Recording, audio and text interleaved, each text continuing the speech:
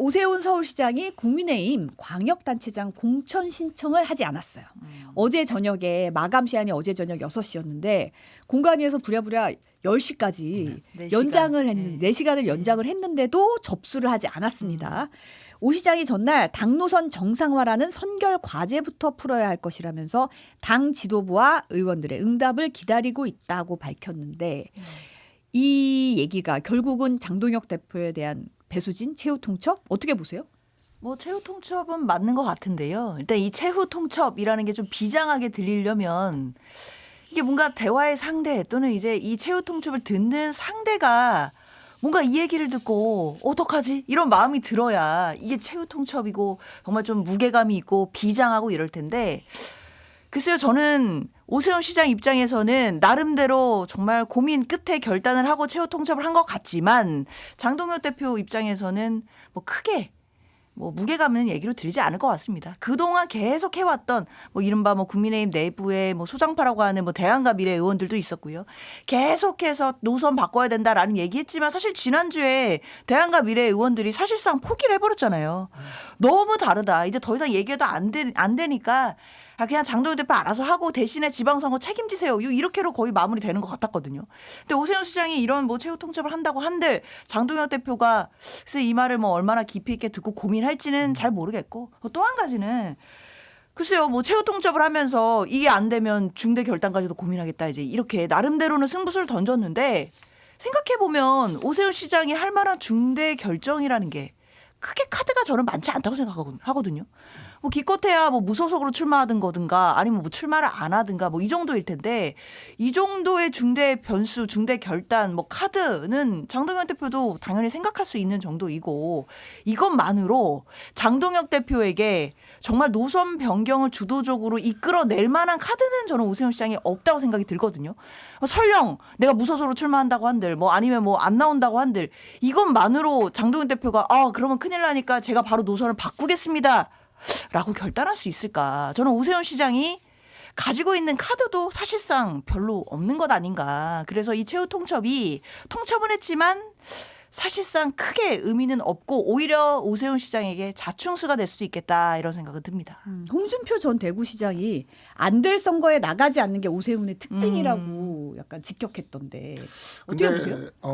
오세훈 시장이 사실 지난번 대선에서도 한번 이렇게 후퇴를 한번 한 게 있죠. 네. 네, 그런 게 있다 보니까 우리가 이런 정치를 사실 우리 당에서는 철수 정치라고 이야기를 하지 않습니까? 철수 정치의 상징은 사실 우리 안철수 의원에게 있었는데 오세훈 시장에게도 그와 같은 철수 정치의 어떤 그런 프레임이 씌워질 가능성이 충분히 있는 일이에요. 그리고 소위 말하는 당권파나 외곽에 이미 타령해 계시는 홍준표 전 시장 같은 경우처럼 이런 분들이 이제 오세훈 시장도 철수정체라고 이렇게 얘기를 하려고 할 것 같긴 한데 아직까지는 흐름을 보면 오세훈 시장이 이제 그 장동혁 대표가 하란 대로 한 게 아닌가 싶기도 합니다. 저는. 하란 대로 한 게? 네, 장동혁 대표가 네. 나의 뭐 자리나 뭐 노선에 대해서 얘기할 거면 직을 걸고 얘기해라. 라고 했잖아요. 분명히. 네. 그래서 오세훈 시장이 직을 걸었죠, 지금. 직을 건 거다. 예, 시장직을 걸고 지금 얘기하고 있지 않습니까? 그러면 이제 장동혁 대표가 얘기한 나한테 대표 물러나라고 하려면 너네 직을 걸어라. 이래 놓고 이제 소위 말하는 그 당권파 인증 패널들이 나와서 이야기를 하는 게 직을 거는 사람이 아무도 없더라고요. 막 하면서 비웃으면서 의원직 아무도 안 걸던데요 하는데 오세훈 시장이 지금 시장직을 걸고 얘기를 한 것 같아요. 그럼 이제 장동혁 대표 입장에서는 그 조건을 지금 충족해 줬잖아요. 직을 걸고 얘기하는 사람이 나왔으니까 그러니까 이제 응답을 해야 되는 겁니다. 응답을 해야 되는데 장동혁 대표는 응답을 안 할 거예요. 왜냐하면 지금 그 응답을 안 하려는 조짐이 느껴지는 게 이정현 공관위원장이 바로 그렇게 받았죠. 후보를 못 내는 한이 있어도 전 깜짝 놀랐습니다. 공관위원장이 후보를 못 내는데 먼저 충남은 축하드려야 될 것 같아요. 그죠? 분위기가. 우린 지금 어제 충남에 후보 신청을 한 명도 안 했습니다. 네. 근데 어쨌든 간에 후보를 못 내는 한이 있어도 당의 기강을 잡겠다라고 얘기를 하거든요. 지금 당의 기강을 몇 달째 잡고 있죠. 계속 제명하고 그다음에 이제 당원권 정지하고 가처분 당해도 또 지금 당의 기강을 잡겠다고 하고 있는데 지금 그러니까 당의 기강을 또 잡겠다는 거예요. 오세훈 시장에게도 당의 기강을 잡겠다는 거라서 글쎄요. 이거는 조금 더 지켜봐야 되지 않을까. 단순히 그냥 철수 정치다라고 얘기하는 것보다는 조금 지켜봐야 될 것 같습니다. 근데 일단은 그 장현주 대변인 부대변인도 말씀하셨듯이 중대 결단 가능성을 오 시장 측이 얘기를 시사를 했잖아요. 네. 그럼 사실 중대 결단을 아까도 시나리오 잠깐 얘기하셨지만 첫 번째 뭐 무소속으로 간다. 두 번째 불출마하고 전당대회에 나선다. 약간 요런 정도의 정치적 상상력을 지금 좀 많이 얘기가 거론이 되는 것 같아요. 네. 어느 쪽에 지금 좀 방점이 있는 거라고 보세요? 크게 시나리오가 두 개를 오늘 아침에 보니까 언론들에서도 이야기를 하고 있더라고요. 네. 근데 저는 거기에 한 시나리오 두 개 정도를 더 얹고 싶어요. 네. 네, 더 얹고 싶습니다. 2+2. 네. 네. 그래서 하나는 이제 뭐냐면 지금 당 일각에서 나오는 이야기인데 도저히 어떻게 장동혁 대표로 지방선거를 치르냐. 치르냐. 이거는 정말 우리 당이 그냥 망하자면 문 닫자는 거다라고 해서 어떻게든 지방선거 전에 장동혁 대표를 어떻게든 물러나게 해야 된다.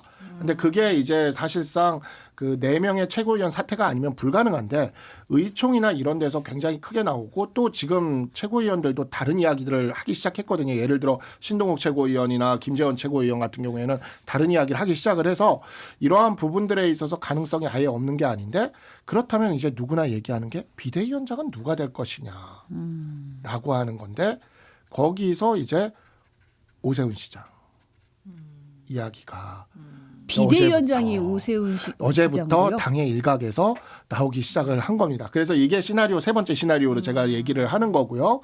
그다음에 네 번째 시나리오는 이거는 이제 오세훈계에 있는 정치인에게 제가 대화를 나누다가 들은 이야기입니다. 네. 굉장히 재밌는 얘기를 들었어요. 어떤 얘기인가요?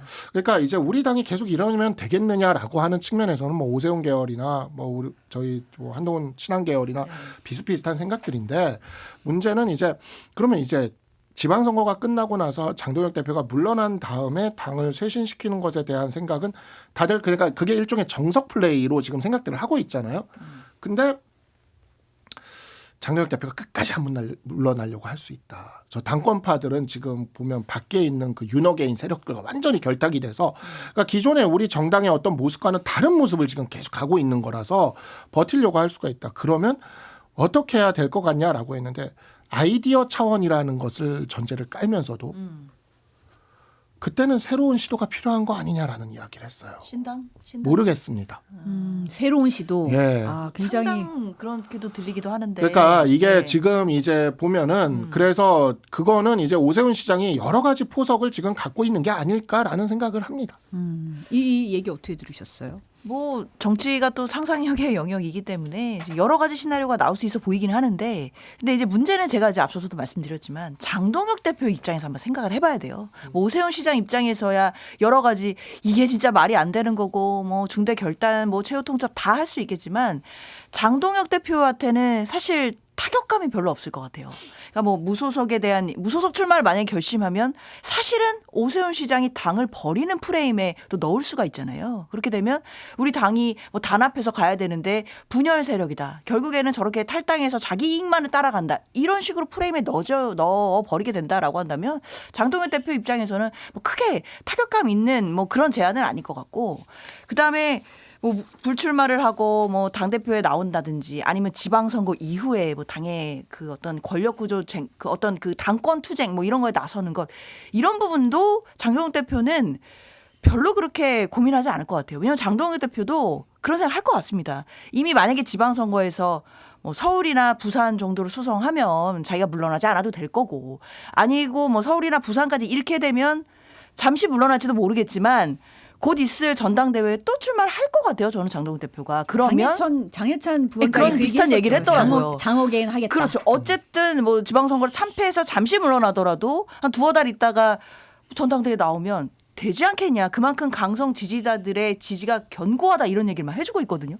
장동훈 대표가 그런 얘기를 들으면서 자신감이 전 충전하고 있을 것 같아요. 그렇다라고 한다면 사실상 지금 장동혁 대표에게는 관심사가 지방선거에 온전히 있는 것 같지는 않고요. 지방선거 이후에 자신이 계속해서 이 당권을 가져갈 수 있느냐. 이거에 훨씬 더 많은 관심을 갖고 있는 것처럼 보이거든요.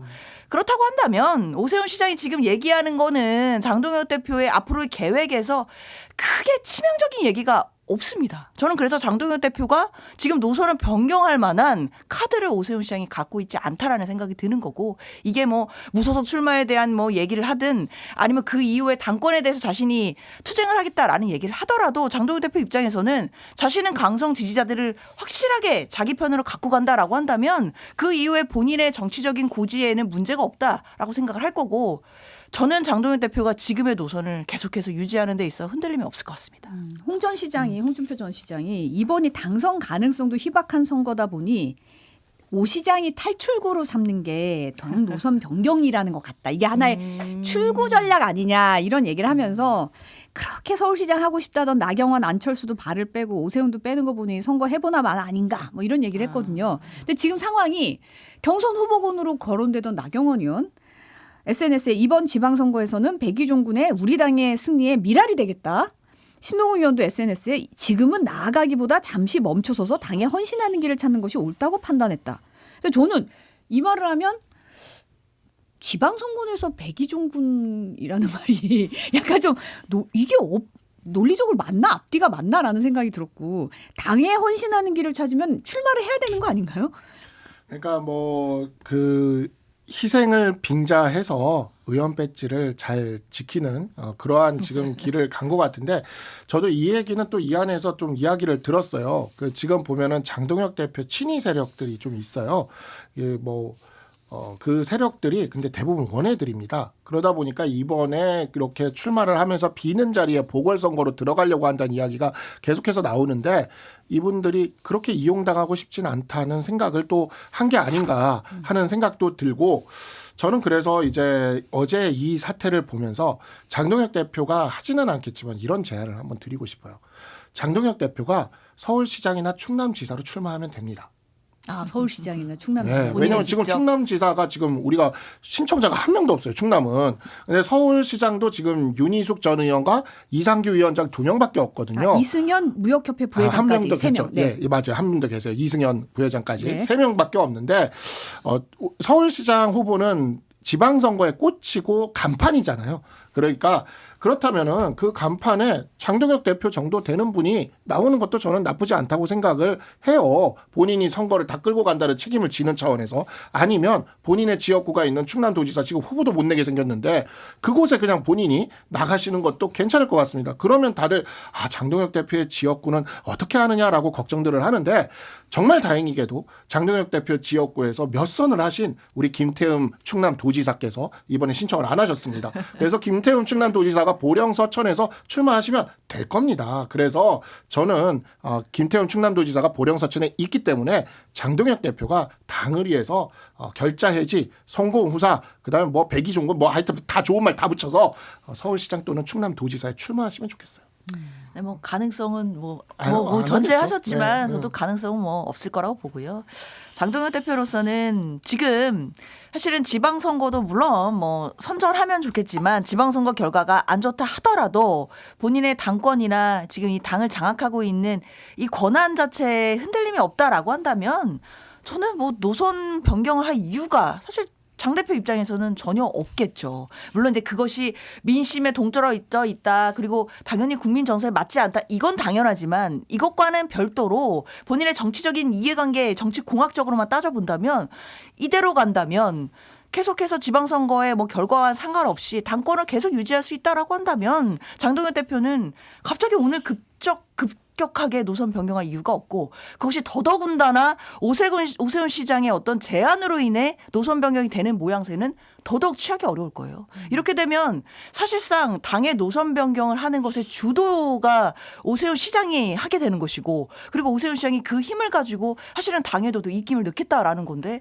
장동혁 대표 입장에서는 노선 변경을 하더라도 본인이 결단을 내려서 하는 게 돼야 되는 것이지, 오세훈 시장의 어떤 최후 통첩으로 인해서 자신의 어떤 결기가 꺾인다? 이런 모습을 보여줄 수는 없을 겁니다. 그래서 이거는 정치공학적으로도 사실 장동혁 대표가 오늘 뭐 의원총회를 한다라고는 하지만 있지만 거기서 뭐 어떤 얘기가 나오더라도 결과는 사실상 맹탕 의원총회가 될 거다라고 생각합니다.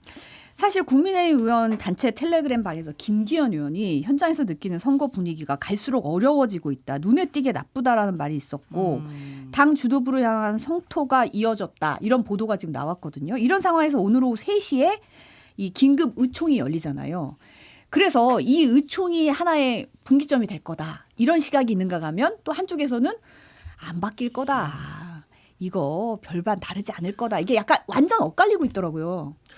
이게 사실 그 가장 핵심이 되는 거는 결국에는 그 친윤계 핵심 세력들이 그러니까 영남에 기반을 둔 이 세력들이 의원총회에서는 결정적인 그 의원총회 방향을 결정짓는 숫자가 됩니다. 그런데 지금 보면 김기현 의원 같은 분이 나섰다라는 거, 전 대표기도 하고 영남에 있기도 하고 이런 분이 나섰다라는 게 약간 분위기가 달라졌음을 보여주는 거죠. 왜냐하면 오세훈 시장 같은 경우에 지난번 대선 출마를 선언하려고 할 때도 원래 친윤계 의원들이 그때 다 몰려가요. 한 50명쯤 갔습니다. 그러니까 굉장히 그 소위 말하는 뭐 개혁을 내세우는 쪽에서도 친윤계 의원들과의 그런 관계가 밀접하게 있는 분위기도 한 거죠. 그러다 보니까 이게 오늘 의원총회가 김기현 대표나 이런 분위기가 나오는 게 조금 달라지는 거 아니냐라는 이야기가 나오고 지지난주부터 해가지고 이야기가 당내에 도는 게 있었습니다.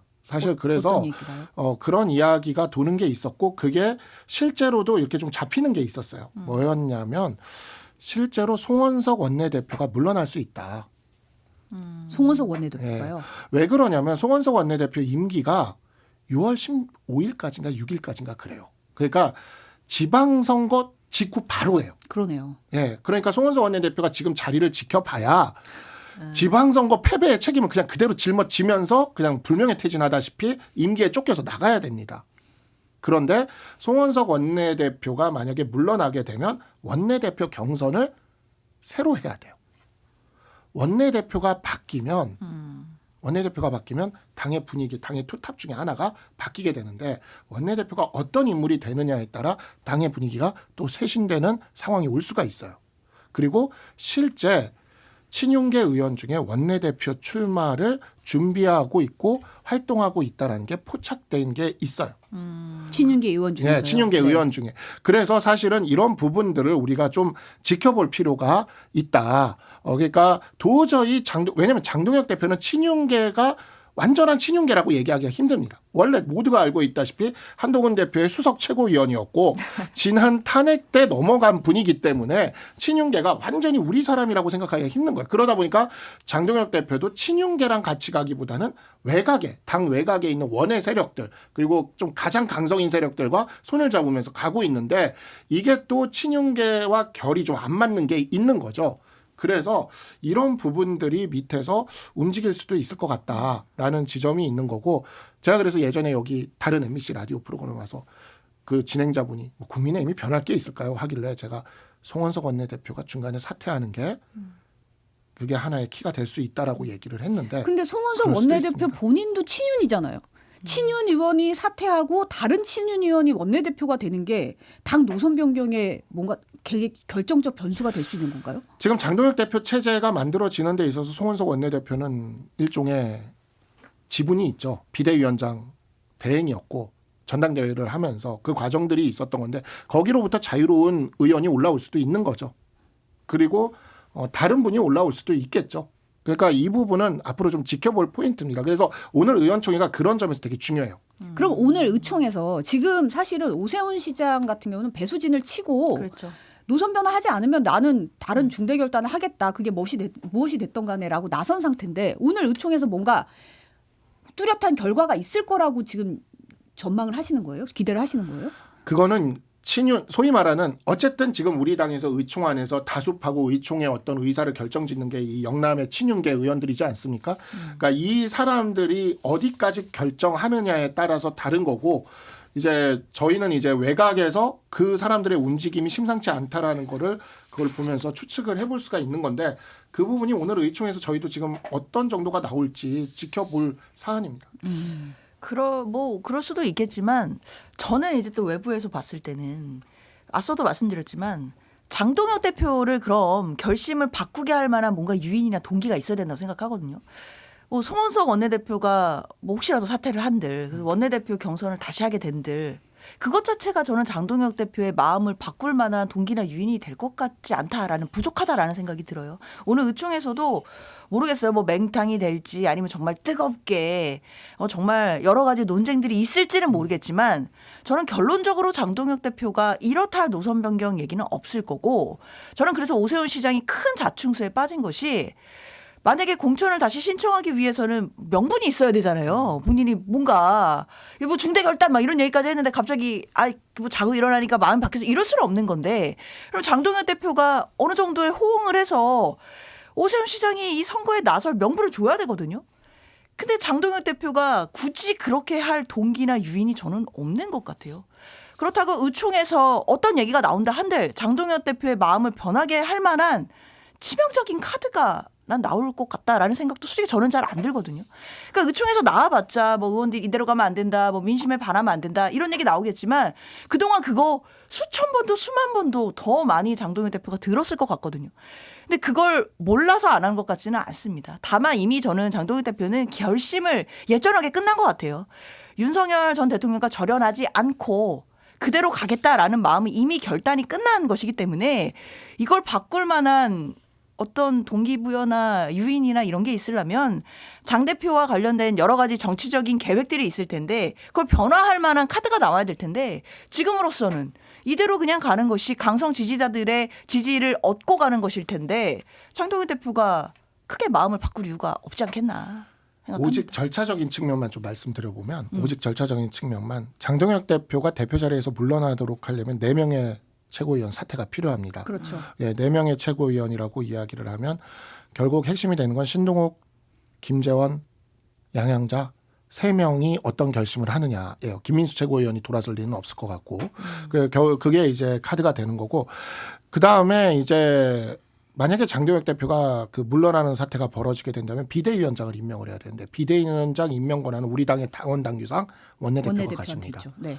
근데 원내대표가 그래서 교체가 되는 게 중요한 상황이죠. 왜냐 다음 비대위원장을 누구를 할지 원내대표가 정할 수가 있기 때문에 그리고 비대위가 열리게 되면 비대위원장과 비대위원회 인선은 비대위원장과 원내대표가 결정을 해버리게 됩니다. 그러니까 구조가 완전히 위에서 내려오는 탑다운 방식으로 내려가게 되는 거예요.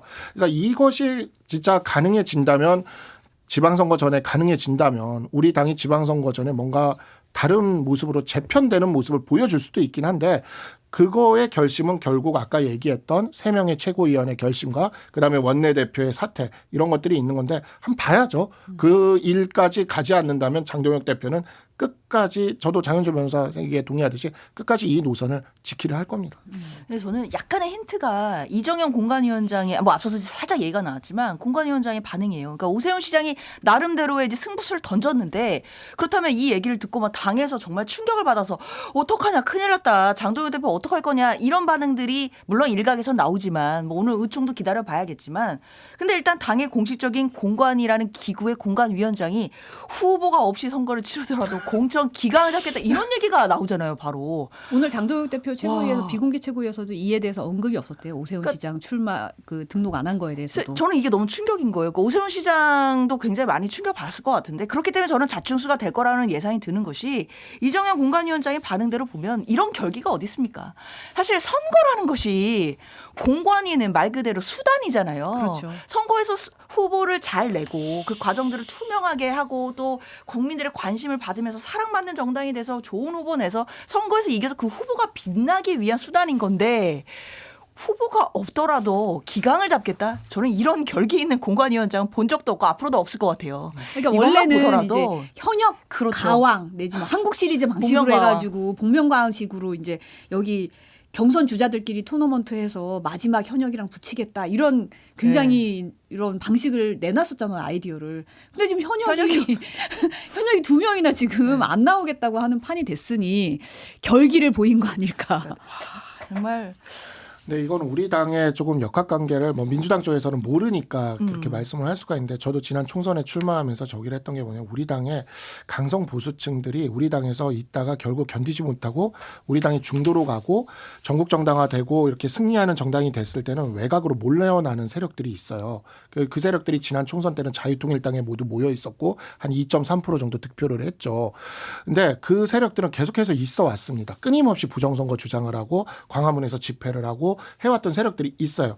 근데 그 세력들이 이번 기회에 장동혁 대표를 왜냐하면 장동혁 대표는 세력이 없으니까 장동혁 대표가 지금 끌어들이고 있는 거고 장동혁 대표를 타고 이 대한민국 보수 정당 대표적인 보수 정당이 이 정당의 주류에 들어오겠다는 욕망을 드러내고 있는 겁니다. 지금 상황이 딱 그런 상황이기 때문에 그 맥락에서 본다면 이정현 공관위원장이나 장동혁 대표의 저와 같은 움직임들이 이해가 돼요. 그러면 원래 이 당의 대주주였던 사람들이 누구냐? 지금 소위 말하는 영남권의 친윤계 의원들이라는 그 사람들이거든요. 이 장동혁 대표가 지금 끌어들이려고 하는 세력은 다른 의미에서 영남권의 친윤계 의원들을 물갈이하려고 합니다. 지금 자기들이 그 외곽에서 있었던 아스팔트에서 있었던 그 아스팔트 보수들을 끌어들여서 그렇게 하려고 하고 있는 상황이기 때문에 이 부분에 대해서 과연 친윤계 의원들이 얼마나 기민하게 그 부분에 대해서 움직이고 대응하냐에 따라 장동혁 대표 체제의 그 흥망이 결정될 거라고 생각을 합니다.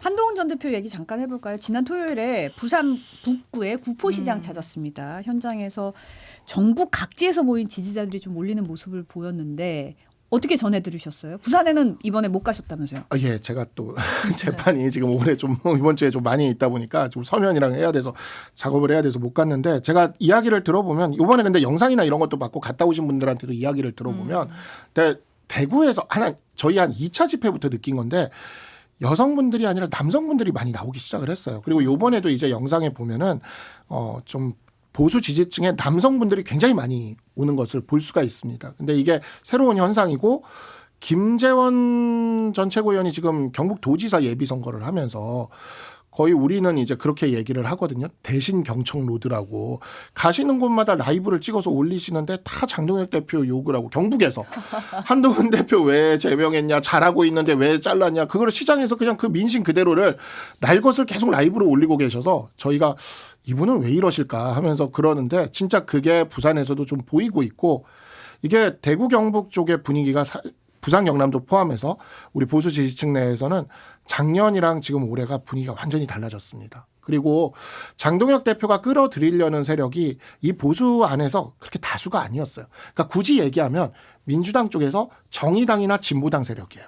근데 정의당이나 진보당 세력이 지금 민주당을 들어와서 차지하겠다고 하고 있는 거죠. 근데 원래 민주당 안에 있던 세력들의 입장에서 정의당이나 진보당은 같은 그 왼쪽에 있어도 결이 좀 다르잖아요. 우리도 마찬가지거든요. 그래서 이러한 부분에서 장동혁 대표에 대한 불만이 좀 커지고 있고 그게 한동훈 대표에게 그 열망이 모이는 것으로 나타났다. 저는 좀 그렇게 생각을 합니다. 근데 한 전 대표가 사실 구포시장에서 한 발언이 좀 지금 논란이잖아요. 이 발언 저희가 영상으로 잠깐 보고 오겠습니다. 참 안타까운 것은 이 5천, 6천의 주가지수 저는 너무 좋게 생각해요. 너무 자랑스러운 일이긴 한데 그건 이재명 정부의 정책이기 때문이 아니라 반도체 사이클이 돌아옴으로써 생긴 그런 면에서 좌우된 현상임이 분명합니다. 그러니까 만약에 윤석열 대통령이 계엄 안 하고 아직까지 정치하고 있었으면 역시 5천, 6천 찍었을 가능성이 대단히 높습니다. 그렇기 때문에 대단히 안타깝게 생각합니다. 이 발언 어떻게 들으셨어요? 글쎄요, 이제 이 이야기가 주말 내내 좀 많은 비판을 받는 것 같아요. 그러면서 또 여러 가지로 좀 풍자도 되는 것 같은데 뭐 그런 거 있잖아요. 아, 나도 노래랑 춤 연습했으면 아이돌 됐을 텐데. 뭐 내가 조금만 안 놀고 공부했으면 서울대 갔을 텐데. 부터 해서 아, 내가 공부를 안 하고 사업했으면 일론 머스크나 젠슨왕 됐을 텐데. 이 말과 뭐가 다르냐 이런 비판이 나오는 것 같아요.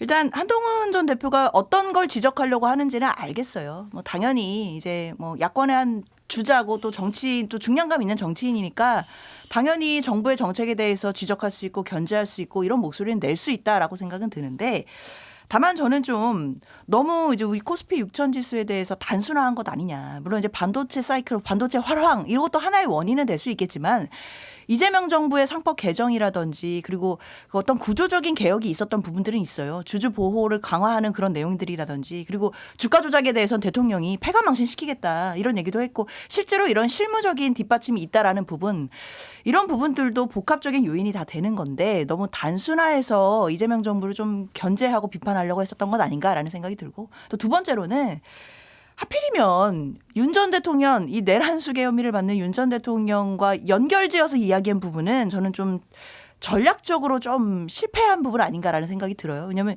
굳이 뭐 코스피 6천에 대해서 이재명 정부에 대해서 견제하고 뭐 의견을 제시하는 부분을 할 수 있는데 갑자기 윤 전 대통령도 할 수 있었을 거다라고 얘기를 해버리게 되면 사실은 한동훈 전 대표하고 윤 전 대통령하고는 이제 차별화되는 부분 이런 부분들 때문에 한동훈 전 대표가 전 정치적으로 좀 의미 있는 메시지를 낼 때가 있다고 생각을 하는데 갑자기 이제 윤석열 피고인 막 이런 얘기를 해버리게 되면 사실은 듣는 사람들 입장에서는 아 그렇지 윤석열 전 대통령 정부였을 때 한동훈 전 대표가 장관도 했고 비대위원장도 했고 이런 게 연상이 되면서 한 묶음이 돼버리는 뭐 그런 저는 우려가 있다고 생각이 들어요. 그래서 절연을 하고 차별화를 하고 있는 상황이기 때문에 굳이 윤 전 대통령 언급은 안 하는 게 저는 전략적으로도 맞지 않나라는 생각합니다. 저는 그 부분이 좀 궁금하긴 했거든요. 그러니까 이게 이제 역사의 가정이 참 의미가 없다고 얘기를 다들 하지만 가정을 하는 건 자유잖아요. 사실 그렇죠. 그렇게 가정할 수 있는 거고. 근데 윤 전 대통령이 계속 정치를 했으면 주가가 6천을 찍었을 거다. 이런 가정을 하는 게 이제 뭐 이재명 정부를 좀 공격하기 위한 수단이 될 수는 있겠지만 여기서 윤 전 대통령을 거론하는 게 전략적으로 진짜 무슨 굳이 이유였을까? 이게 좀 궁금했어요. 일단 우리 당 정치인 중에 이 부분에 대해서 이 얘기를 할 수 있는 거의 유일한 정치인이긴 합니다. 왜냐하면 지난 우리 당 대선 후보 경선에서 이재명 대통령이 주가 5천 공약을 했을 때 그게 우리 대선 후보 경선에서 TV 토론에서 질문으로 나왔어요. 이재명 대통령이 주가 5천 가능한가? 이에 대해서 우리 당 대선 후보 중에 유일하게 가능하다. 동의한다. 할 수 있다. 이 얘기를 했어요. 그러니까 이 반도체 사이클이 돌아오는 과정에서 5천이 될 수 있다라는 이런 예측을 충분히 한동훈 대표가 이재명 대통령처럼 똑같이 하고 있었던 거죠. 그러니까 이게 이 거시경제 지표나 이런 것들을 보는 눈이 있었던 두 사람이었던 것 같아요. 그러니까 우리 당의 정치인 중에서는 없었어요. 다 불가능하다 했거든요. 이재명 대통령이 거짓말하는 거라 그랬고. 근데 유일하게 한동훈 대표만 5천이 된다 그랬어요. 그래서 그게 이제 실제 실현이 됐기 때문에 그에 대해서 이야기를 한 겁니다. 본인도 예측을 했던 것인데 내 말이 그것이 맞다? 실현이 됐다. 근데 이제 거시경제 지표에서 이뤄진 거죠. 왜 그러냐면 사실 경제 지표라는 건 여러 가지 이유가 있지 않습니까? 예를 들어 지금 환율이 급등하는 거, 유가가 급등하는 거 누가 이재명 대통령을 그렇게 비난하진 않아요. 왜냐하면 국제적인 그런 문제가 있는 거니까. 근데 주가도 똑같은 거예요. 주가가 오르는 것도 국제적인 문제로서 얘기할 수가 있는데 주가가 오르는 건 내 탓이고 환율이 급등하는 건 국제적이고 유가가 급등하는 건 국제적이라고 얘기하면 이게 앞뒤가 안 맞는 거죠. 왜냐하면 경제 지표 중에 좋은 것만 내 탓이고 나쁜 건 다 남의 탓. 이렇게 얘기할 수는 없는 거지 않습니까? 그 부분을 사실 좀 짚은 거고 국내적 요인도 분명히 있죠. 상법 개정이나 이런 부분 뭐 긍정적인 요인이 있다라는 거에 대해서 우리 쪽에서 누구도 부정하는 건 아닙니다. 다만 우리 쪽에서 실현했던 금투세 폐지 이것도 효과가 있습니다. 근데 금투세 폐지에 대해서 당시 진성준 의원을 비롯해서 민주당에서 어떻게 반응을 했습니까? 그러니까 그런 요인들이 같이 누적돼서 올라간 것에 대해서 온전히 다 이재명 정부 탓이다라고 얘기하는 거는 맞지 않다라는 측면을 한 거죠. 마지막으로 윤석열 대통령에 대해서 언급한 거는 이 부분에 방점을 두셔야 돼요. 계엄을 안 했더라면. 그러니까 이게 지금 우리 당의 정서입니다. 계엄에 대해서 계속 옹호하고 계몽령이다라고 얘기하는 사람들이 많습니다. 그러니까 우리 당의 보수 지지자들, 특히 강성 지지자들에 대해서 우리가 얘기해 주는 이야기가 뭐냐면 계엄을 안 했으면 정말 모든 것이 괜찮았을 것이다. 근데 오직 이 계엄이 우리를 모두 망쳤다라는 이 지점을 강조하고 싶어요. 그거를 해야 또 우리가 계엄을 반대하고 탄핵을 찬성했던 보수 세력이 우리 보수 지지자들에게 그거를 받아갈 수가 있기 때문에 그 부분에 포커스가 맞춰진 걸로 좀 봐주시면 좋겠습니다. 사실 오늘자 동아일보 칼럼에서 윤 전 대통령이 불법 계엄만 빼놓으면 한국이 나아갈 국가적 비전을 제시하고 안정적인 국정 운영 능력을 보였던가에 대해 의문을 푸는 사람이 많다라고 동아일보 칼럼에서 지적을 했더라고요. 뭐 여러 가지 뭐 엑스포 유치, 뭐 대왕고래 프로젝트 뭐 이렇게 예를 탁탁 들면서 이게 국가 비전을 제시했는가? 개헌만 안 했으면 정말 잘 풀렸는가 여기에 대해서부터 약간 그렇죠. 의문점을 가진 사람이 많다라는 지점을 보수 언론에서도 지적을 하긴 했더라고요. 그러니까 뭐 역사의 가정이라는 건 의미는 없지만 그래도 한 번 더 가정을 해보자면 윤 전 대통령이 개업을 안 해서 현직 아직까지도 대통령 지금 만약에 유지하고 있었다라고 한다면 아찔하다라는 생각이 전 개인적으로는 들어요. 지금 국제 정세를 한번 보십시오. 트럼프 2기 행정부가 들어와서 우리에게 사실은 관세와 관련해서 사실 그 대미 협상을 사실 우리가 원해서 하는 협상은 아니잖아요. 그런 협상을 계속 해야 되는 상황이고 지금은 중동 상태로 인해서 우리 한반도에 어떤 안보적으로 영향을 미칠지에 대해서 특히 환율 문제, 유가 문제 사실 국민들이 많이 불안해하고 계시거든요. 이런 상황에서 윤 전 대통령이 아직 직을 유지하고 있었다라고 한다면 코스피 6천 이런 문제가 아니라 과연 우리나라가 정말 위기 상황에 빠지지 않았을까라는 정말 아찔한 마음이 드는 그런 국민 중에 한 사람이 저라고 생각하거든요. 그렇기 때문에 그냥 단순히 계엄을 하지 않았으면 뭐 코스피 6천 갔을 것이다. 이건 뭐 맥락은 잘 알겠어요. 한동훈 전 대표가 말하는 맥락은 알겠지만 사실 이거는 국민들이 들으시기에는 사실 너무 단순하다는 이야기이고 좀 납득하기는 어려운 이야기이고 또 나아가서는 앞서도 말씀드렸지만 윤 전 대통령 언급을 굳이 하는 것 자체가 저는 한동훈 전 대표에게 크게 전략적으로도 도움이 전혀 되지 않을 거라고 생각합니다. 뭐 윤석열 전 대통령의 공과는 앞으로 역사가 평가를 할 건데 저도 이제 윤석열 전 대통령에 대해서 계엄에 대해서는 전혀 옹호하고 싶은 생각이 전혀 없습니다. 다만 윤석열 전 대통령은 국민을 불편하게 하는 그 많은 규제가 없어도 부동산 가격을 안정화시켰어요. 3년 동안 부동산 가격 안정화됐던 거 부인할 사람 없습니다. 그리고 그 가치 외교를 통해서 안보를 단단하게 만들어 왔던 것도 그것도 나중에 평가될 수 있을 거라고 생각을 합니다. 그러니까 그런 측면들에 대해서 너무 다 모든 거를 부정을 해버리면 이 어찌 보면 정책이나 국가 정책이나 이런 거에 있어서 좋은 지점들이 정권이 바뀌어가면서 연속선상에서 가는 면이 끊어질 수도 있지 않을까 싶고요.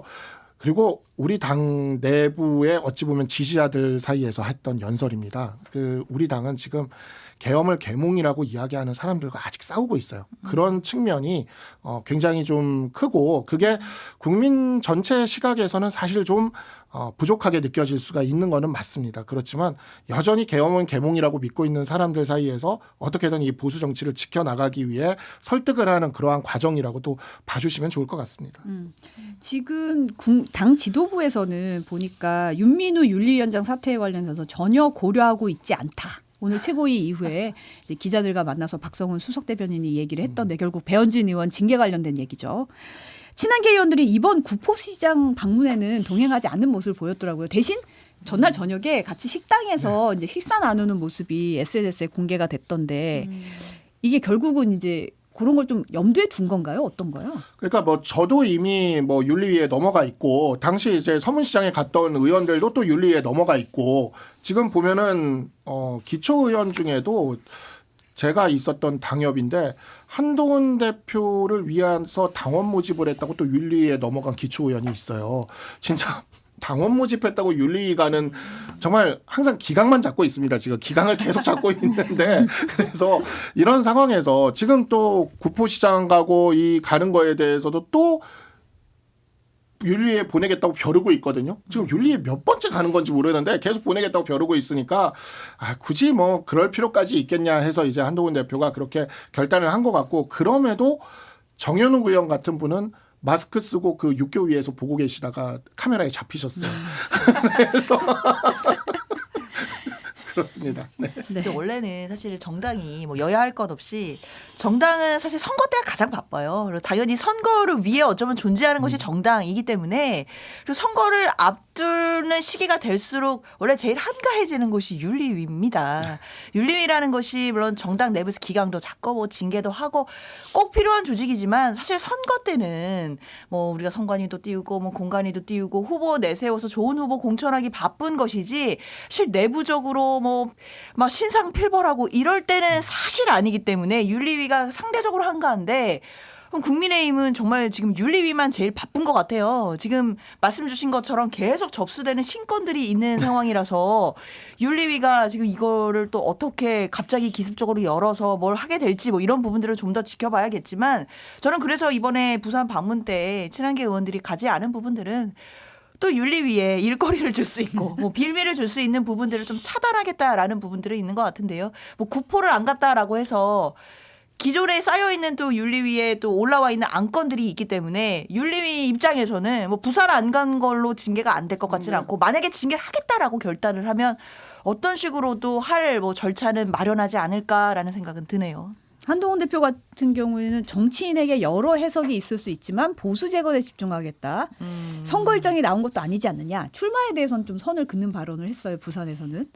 지금 만약에 한 전 대표가 부산에 출마할 경우에는 준비하고 있는 사람이 장해찬 여의도 연구원 부소장이다. 뭐 이런 소문도 돌고 북구 갑이 문제가 아니라 해운대 쪽을 오히려 공략해야 되는 거 아니냐? 주진우 의원이 이제 출마를 공식화하면서 이런 얘기도 나오고 있던데 좀 내부적으로 아직은 모호한